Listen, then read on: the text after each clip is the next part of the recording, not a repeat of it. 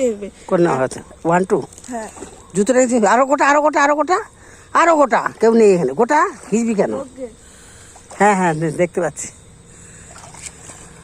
গোটা গোটা তোল তোল তোল আরো গোটা পিঙ্কি নেমেছে আমি তো নামলে উঠতে পারবো না ওকে ভিজুকে পা দেখা যাচ্ছে তোল তোল তোল তুলে যা ব্যাগটা নিচে ফেল না এখানে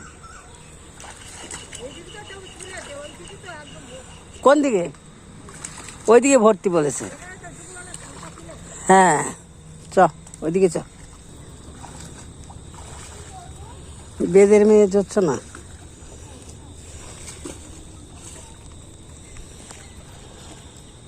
ডোডোর আজ লাস্ট পরীক্ষা ছিল, তাই ওকে নিয়ে স্কুল থেকে টানা বাড়ি গেছিলাম। বাড়ি গিয়ে কিছুক্ষণ সময় কাটানোর পর ভীষণ বোর লাগছিল। তারপরে দেখলাম মাঠের মধ্যে অনেকগুলো শাপলা হয়ে আছে, তো সোনাদির আসার কথা ছিল, সোনাদি তুলে দেবে। সোনাদি আসতে দেরি করলো, তাই আমি ভাবলাম যে আমি একটু তুলি আর একটু ভিডিও করি। তো জেঠিমার কাছে আমি ফোনটা দিয়েছিলাম, দিয়ে আমি নেমে গেছিলাম, গিয়ে কতগুলো শাপলা তুলে নিয়ে এসেছি। সেগুলোই রান্না করব ইলিশ মাছের মাথা দিয়ে। ইলিশ মাছগুলো আমি ভাজা করে নিয়েছি। এর মধ্যে আমি পেঁয়াজ কুচি, লঙ্কা কুচি আর একটুখানি দিয়ে দিয়েছিলাম টমেটো কুচি। এর মধ্যে আমি রসুন দেব না, তোমরা চাইলে দিতে পারো।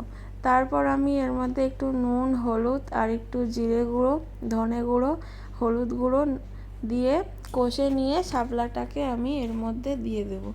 দিয়ে গ্যাসটাকে একটু কমিয়ে দিয়ে একটুখানি ঢেকে দেব, নাহলে কিন্তু বেশি জল উঠে যাবে। তো ঢাকার পরে আবার একটু তুলে নিয়ে জলটাকে শুকনো করে এই শাপলাটাকে নামিয়ে নিতে হবে।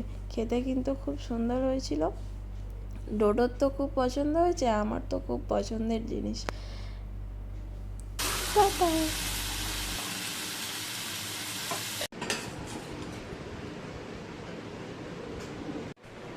খেয়ে বলো কেমন হয়েছে শাপলা।